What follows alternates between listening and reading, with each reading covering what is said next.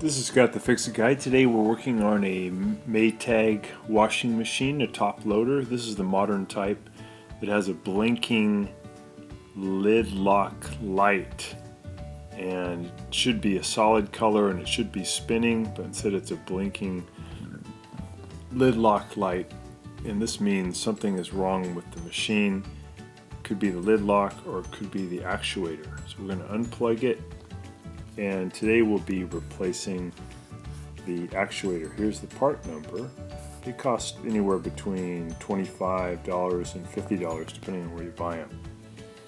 So first thing we'll do is unplug it. And I pulled the drain pipe out, and now I've pulled it away from the wall, and I'm going to lean it back to about 45 degrees against the wall just so I can get to the under part pretty easily. Make sure it's supported so it won't fall on you while you're working. So here we are underneath the washer, and this red thing here is the shift actuator.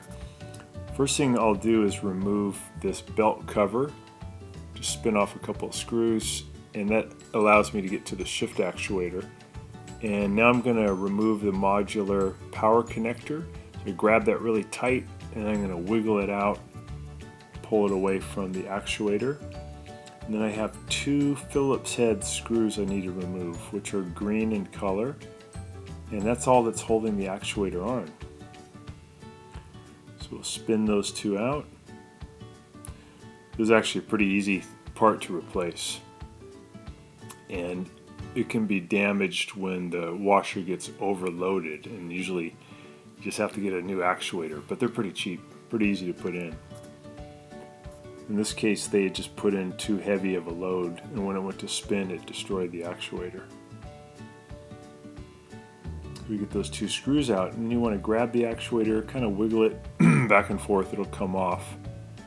Notice how it has a little pin that goes into a connector.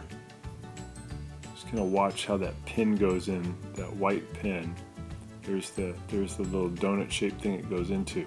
So now we grab the new actuator, we'll make sure that little pin goes in just like it did as we took it out. The white one goes into the donut shaped one, and then we have these little holes that we're going to line up, push the actuator into position, and then we're just going to put in those two Phillips head screws.